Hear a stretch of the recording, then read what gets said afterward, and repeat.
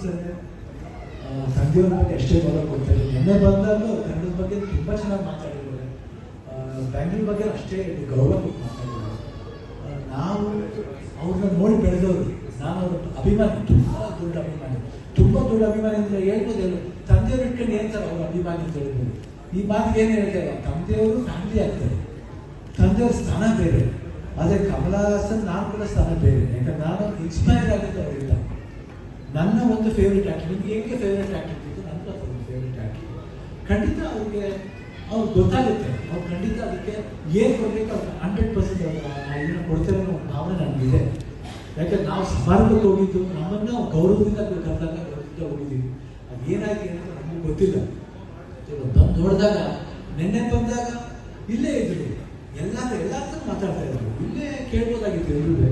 But ಯಾಕೆ ಕೇಳಿದ್ರೆ ನಮಗೂ ಗೊತ್ತಿಲ್ಲ. ಬಟ್ ಕನ್ನಡ ಪ್ರೀತಿ ಅನ್ನೋದು ಯಾರೋ ಒಬ್ರು ಮಾತಾಡಿದಾಗ ಮಾತ್ರ ಬರಬಾರ್ದು, ಇದು ಥ್ರೋಟಾಗಿ ಇರಬೇಕಿದೆ. ನಾ ಚಾನಲ್ಗೂ ಹೇಳ್ತಾ ಇದ್ದೀನಿ, ಬರೀ ಈ ಸ್ಪಾಟ್ ಬಂದಾಗ ಮಾತ್ರ ಕನ್ನಡನ ಚಿಕಿತ್ಸೋದಲ್ಲ. ಕನ್ನಡ ಚಿಕಿತ್ಸೋದು ಇವತ್ತಲ್ಲ, ಯಾವಾಗ ಚಿಕಿತ್ಸಬೇಕು. ಅದು ನಾವೀಗಲ್ಲ ಕನ್ನಡಕ್ಕೋಸ್ಕರ ಹೋರಾಡ್ತೀವಿ, ಸಾಯ್ತೀವಿ. ಬೇಕಾದ್ರೆ ಬರೀ ಮಾತಾಡಿ ಸತಿ ನ್ಯೂಸ್ ಮಾತಾಡ್ಬಿಟ್ಟು ದೊಡ್ಡ ಪೋಸ್ಟ್ ಮಾಡೋದು ದೊಡ್ಡ ವಿಷಯ ಅಲ್ಲ.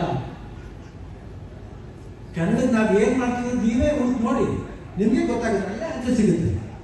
ನೀವೇನ್ ಮಾಡ್ತೀರಾ ಕನ್ನಡ ಸಿನಿಮಾಗೆ? ಬರೀ ಸ್ಟಾರ್ ಸಿನಿಮಾಗಳಿಗೆ ಮಾತ್ರ ಪ್ರೋತ್ಸಾಹ ಕೊಡೋದಲ್ಲ, ಹೊಸಬ್ರಿಗೂ ಪ್ರೋತ್ಸಾಹ ಕೊಡಬೇಕು.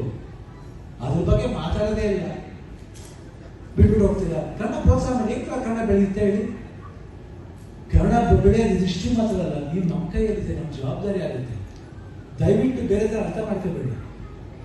ನಿಮ್ಮ ಮನಸ್ಸು ನೀವೇ ಮುಟ್ಟು ನೋಡ್ರಿ, ನಾವು ಮಾಡ್ತಿರೋ ಸರಿನಾ ತಪ್ಪ ಅಂತ ನೀವೇ ನೋಡ್ಕೊಳ್ಳಿ. ಅವಾಗ ನಿಮಗೆ ಅರ್ಥ ಆಗುತ್ತೆ, ನಿಮಗೆ ಉತ್ತರ ಸಿಗುತ್ತೆ. ಸೊ ಅದರಿಂದ ಕಮಲಾ ಹಾಸನ್ ಬಗ್ಗೆ ನಾವೇನು ದೊಡ್ಡ ಮಾತಾಡಬೇಕಾಗಿಲ್ಲ. ಖಂಡಿತ ಅವ್ರಿಗೆ ಗೊತ್ತಿರುತ್ತೆ, ಅವ್ರು ಇಲ್ಲಿ ಅವರು ಸಿನಿಮಾಗಂತ ಭಾಳ ಕನ್ನಡ ಸಿನಿಮಾನು ಮಾಡಿದವರು, ಅವ್ರಿಗೆ ಗೊತ್ತಿರುತ್ತೆ. ಅವ್ರು ಖಂಡಿತ ಏನು ಮಾಡ್ಬೇಕು, ಅದು ಖಂಡಿತ ಮಾಡ್ತಾರೆ ಅಂತ ಭರವಸೆ ಇದೆ. ಇಷ್ಟು ಹೇಳ್ತಾ ನನ್ನ ಈ ಸಮಾರಂಭಕ್ಕೆ